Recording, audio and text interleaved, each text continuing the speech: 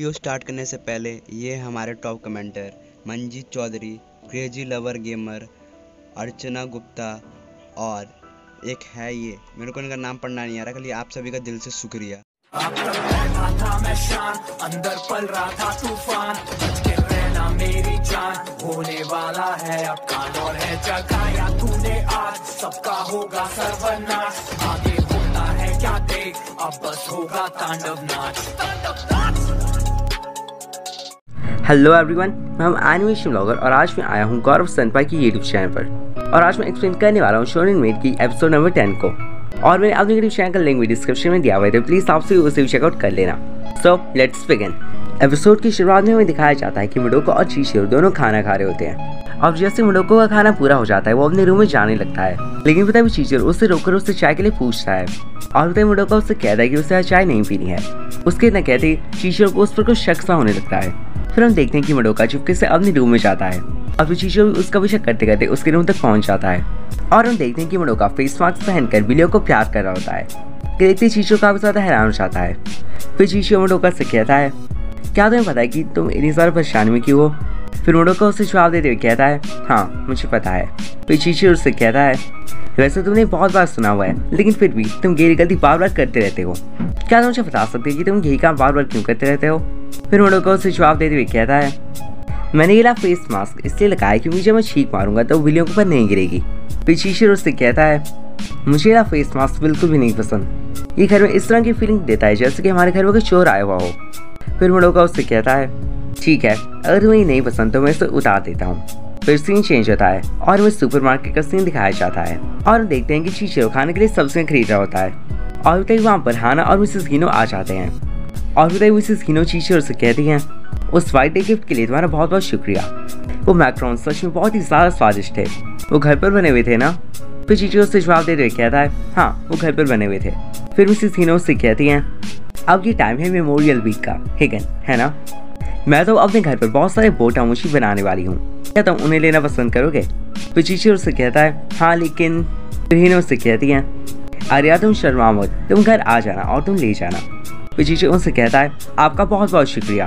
फिर scene change होता है और हम देखते हैं कि चिचिरो कहीं पर जा रहा होता है और तभी वो पार्क में एक बिल्ली को एक कैन सूंघते हुए देखता है। फिर वो उसके पास जाता है, लेकिन जब तक वो उसके पास जाता है तब तक वो बिल्ली वहां से डर कर भाग जाती है और वो देखता है कि एक बूढ़ी औरत पीछे से ये सब कुछ देख रही होती है और वो बूढ़ी औरत वहाँ पे आके बहुत ज़्यादा उदास हो जाती है कि उस बिल्ली ने वो खाना नहीं खाया। फिर वो बूढ़ी औरत चिचिरो से कहती है, मैं उसे फीड देने की कोशिश नहीं करी थी, मैं तो उसे पेट करने की कोशिश कर रही थी। फिर चिचिरो उनसे कहता है, ये तो क्या बुरा हुआ कि वो चली गई है ना?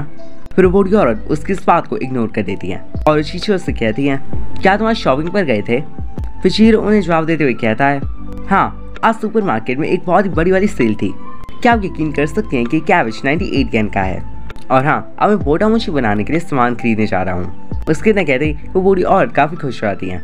फिर चिचिरो उनसे कहता है, मैं वो बोटामोची अपनी माँ को श्रद्धांजलि देने के लिए बना रहा हूँ, पर मुझे एक चीज़ का डर है कि क्या वो मेरी माँ को पसंद आएंगे। फिर बूढ़ी औरत उसे जवाब देते हुए कहती है, कोई भी ऐसी माँ नहीं होगी जो अपने बेटे की बनाई हुई चीज़ को मना कर देगी। उनके न कहते चिचिरो काफ़ी खुश आता है। फिर सीन चेंज होता है और हमें चिचिरो के घर का सीन दिखाया जाता है।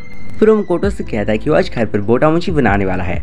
फिर मकोटो से कहता है, ओह ये तो बहुत ज़्यादा अच्छी बात है, मुझे पूरा यकीन है कि तुम बहुत ज़्यादा अच्छी बना लोगे। फिर चिचिरो से कहता है, मुझे नहीं पता, मैंने उन्हें आज से पहले कभी भी नहीं बनाया। फिर मकोटो से जवाब देते हुए कहता है, ओह तो तुम चाहते हो कि मैं तुम्हारी मदद करूँ है ना? फिर चिचिरो से जवाब देते हुए कहता है, हाँ प्लीज़ मेरी मदद करो। उसके इतना कहते मकोटो अपने रूम में एकदम से भाग कर जाता है और वहाँ से एक स्केचबुक लेकर आता है और चिचिरो को उस स्केचबुक से एक डिज़ाइन दिखाता है और उससे पूछता है कि तुम्हें ये डिज़ाइन कैसा लगा? फिर चिचिरो से जवाब देते हुए कहता है, वैसे तो काफ़ी अच्छा है, लेकिन जो मैंने कपड़े अभी पहने हुए वो अभी बिल्कुल ठीक ठाक हैं, तो मुझे नए कपड़ों की जरूरत नहीं है, वैसे तुम्हारा धन्यवाद। फिर सीन चेंज होता है और हमें किचन का सीन दिखाया जाता है और हम देखते हैं कि मकोटो और चिचिरो वो दोनों बहुत ही सारा टेस्टी वाली बोटामोची बना लेते हैं। फिर मकोटो चिचिरो से कहता है, अब तो बस कल का इंतजार है ना? फिर चिचिरो से जवाब देते हुए कहता है, हाँ। फिर सीन चेंज होता है और हमें अगले दिन का सीन दिखाया जाता है और हम देखते हैं कि चिचिरो और मकोटो वो दोनों ट्रेन की मदद से ग्रेव पर पहुंच जाते हैं। चिचिरो अपने मॉम की ग्रेव पर पहुंच जाता है। वहाँ पर वो देखता है कि ग्रेव पर बहुत ही सारा धूल मिट्टी लगी हुई होती है। फिर वो एक बकेट में पानी लेकर आता है और वो उसे साफ करने लग जाता है और चिचिरो कहता है, मैं यहाँ पर अपनी मॉम के साथ पहले भी आया हूँ, तब मैंने अपनी डैड की ग्रेव देखी थी। मकोटो से जवाब देते कहता है, वैसे मैंने तुम्हारे डैड को भी देखा है। फिर चीरो उससे कहता है, हाँ मेरे डैड भी यहीं पर हैं, क्या तुम भूल गए? फिर मकोटो से जवाब देते हुए कहता है, हाँ मुझे माफ़ करना, मैं उनके बारे में भूल गया।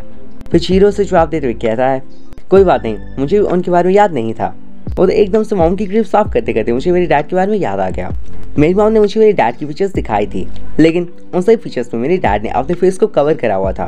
कभी उनके फेस पर कोई हाथ आ जाता रहा या कभी उनका फेस ब्लर हो जाता रहा। फिर मकोटो उससे कहता है, मुझे तो ऐसा लगता है कि उन्हें पिक्चर्स में रहना नहीं पसंद।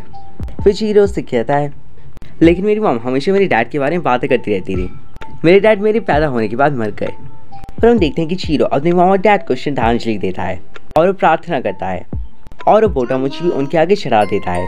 फिर सीन चेंज होता है और वो शाम का सीन दिखाया जाता है और हम देखते हैं कि वो दोनों घर जाने लगते हैं। लेकिन तभी अचानक से चीरो को याद आता है कि उसने वो बकेट वहीं पर छोड़ दी थी। फिर वो बकेट को उठाने के लिए वापस आता है। वहाँ पर जाकर वो देखता है कि उसकी माँ के ग्रेव के पास वो कल वाली बूढ़ी वाली औरत खड़ी हुई होती है। फिर वो बूढ़ी और चीचो को देखकर उससे कहती है, तुमने तो इस ग्रेव को बहुत सारा अशिया से साफ कर दिया है, तुम एक बहुत ही अच्छे लड़के हो। और फिर देखते हैं कि मकोटो भी वहाँ पर आ जाता है और वो बूढ़ी औरत मकोटो को देखकर काफ़ी हैरान हो जाती है और वो उससे कहती है, मैं देखकर बहुत ज़्यादा हैरान हूँ कि तुम एक ग्रेव को देखने आए हो। मुझे ऐसा लगता है कि तुमने अपने आप को थोड़ा सा और चेंज कर लिया है। फिर मकोटो उससे पूछता है, क्या मैं आपसे ये बात पूछ सकता हूँ कि आप यहाँ पर क्या कर रही हो? फिर वो बूढ़ी औरत मकोटो को जवाब देते हुए कहती हैं, क्या एक माँ अपनी बेटी की ग्रेव भी देखने नहीं आ सकती? उनके इतना कहते ही चीरो बहुत ज़्यादा हैरान हो जाता है। तो बूढ़ी औरत चीरो से कहती है, मुझे माफ़ करना, मैंने अभी तक अपने आप को अच्छी तरह से इंट्रोड्यूस नहीं किया है। मैं हूँ कसूसा टकाटोरी, तुम्हारी दादी, वो भी खून के रिश्ते से। उनके इतना कहते ही चीचो बहुत ज़्यादा उदास हो जाता है। फिर उसकी दादी उससे कहती है, मैं तुमसे माफ़ी मांगती हूँ क्योंकि मैंने कुछ भी नहीं कहा। फिर सीन चेंज होता है और मैं चीरो के बेडरूम का सीन दिखाया जाता है और उसके हाथ में उसकी मॉम की फ़ोटो होती है और वो ऊपर की तरफ देखते हुए कहता है, मॉम आज मैं अपनी दादी जी से मिला। और फिर यहीं पर एपिसोड 10 खत्म हो जाता है। और हाँ गाइस, इस वीडियो के डिस्क्रिप्शन में मेरी यूट्यूब चैनल का लिंक भी आपको मिल जाएगा, तो प्लीज़ उसे चेकआउट कर लेना।